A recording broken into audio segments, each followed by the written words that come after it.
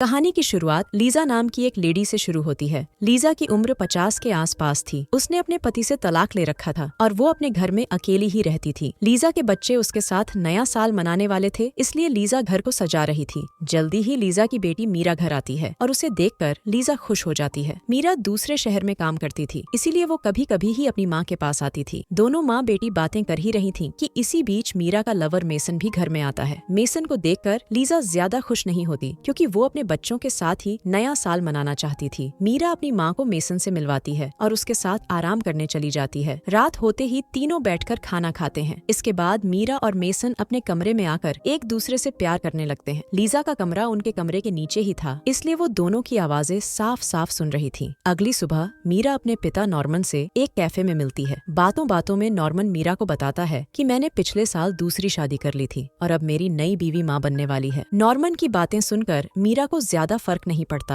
उधर लीजा अपने घर में योगा कर रही थी। योगा करने के बाद वो जब अपना फोन चलाती है तो उसे भी पता चल जाता है कि उसके पति की नई बीवी माँ बनने वाली है। लीजा को ये खबर मीरा ने दी थी और ये जानकर लीजा इतना गुस्सा करती है कि वो गुस्से में आकर अपना फोन पूल में फेंक देती है। मेसन भी पूल के पास ही टहल रहा था। वो जल्दी जल्दी पूल में कूदता है और फिर देखते ही देखते लीजा का फोन निकाल लेता है। मेसन की हरकत देखकर लीजा हैरान हो गई। मेसन जब उसे फोन देने लगता है तो लीजा उसका धन्यवाद कर कहती है कि अब ये किसी काम का नहीं रहा। मेसन उससे कुछ नहीं कहता और फोन लेकर चला जाता है। रात को मीरा अपने घर वापस आ गई थी। मेसन लीजा को उसका फोन वापस करता है, क्योंकि उसने लीजा का फोन ठीक करवा लिया था। मेसन की इस हरकत ने लीजा का दिल जीत लिया था, क्योंकि वो उसकी चीजों का ख्याल रख रहा था। अगले दिन मीरा अपने पिता के पास चली गई थी और लीजा पूरा दिन मेसन के साथ घूमती है। रात को दोनों एक पार्टी में भी आते हैं और नाचते नाचते दोनों एक दूसरे के करीब आ जाते हैं। इसके बाद दोनों जब घर आते हैं तो घर में उन्हें मीरा मिलती है। दोनों मीरा को बताते हैं कि हम घूमने गए थे, इसलिए मीरा दोनों से कुछ नहीं कहती। अगले दिन लीजा का बेटा जॉन भी घर आ जाता है। जॉन भी दूसरे शहर में काम करता था, इसलिए वो भी कभी कभी ही अपनी माँ के पास आता था। मैसन भी जॉन से मिलता है और उसे मिलकर जॉन भी खुश नहीं होता। जॉन नया साल सिर्फ परिवार के साथ ही मनाना चाहता था, लेकिन मेसन के कारण उसकी इच्छा पूरी नहीं हो पाई थी। थोड़ी देर बाद लीजा के दोनों बच्चे बाहर घूमने चले जाते हैं। मेसन मौका देखकर लीजा को दबोच लेता है, जिसके बाद दोनों जी भरकर एक दूसरे से प्यार करते हैं। दोनों के बीच अब एक नया रिश्ता शुरू हो गया था, जिसे लोग सही नहीं मानते थे। मेसन और लीजा को जब भी मौका मिलता तो दोनों एक दूसरे के करीब आते और एक दूसरे से प्यार करते। ऐसे ही एक दिन लीजा अपने बच्चों के साथ बैठकर रात का खाना खा रही थी। मेसन भी लीजा के पास ही बैठा था। खाना खाते समय मेसन के दांतों में कुछ फंस जाता है। लीजा उसे दांत साफ करने को कहती है, लेकिन फिर भी मेसन साफ नहीं करता। लीजा अब खुद ही मेसन के दांत साफ करती है और ये चीज देखकर जॉन को अच्छा नहीं लगता। इधर उधर की बातें करने के बाद जॉन मेसन से कहता है कि मैं तुम्हारे बारे में जानना चाहता हूँ। मेसन उसे सब बताता है कि मैं कहाँ पला बड़ा और मैंने कहाँ कहाँ काम किया। उसकी बातें सुनकर जॉन खड़ा होकर गुस्से में कहता है कि ये साला झूठ बोल रहा है, मैं किसी का भी चेहरा पढ़ सकता हूँ और इस साले का चेहरा झूठा है। मेसन उसे शांत करने की कोशिश करता है, लेकिन जॉन शांत होने का नाम नहीं ले रहा था। मीरा जॉन को बुरा भला कहती है, जिसके बाद जॉन घर से ही चला जाता है। अगली सुबह लीजा घर में काम कर रही थी। काम करने के बाद वो अपनी डायरी देखती है और डायरी देखकर उसे पता चलता है कि उसे इस बार महीना नहीं आया। थोड़ी ही देर बाद लीजा अपना टेस्ट करती है, लेकिन उसे अपने टेस्ट में कुछ समझ नहीं आता।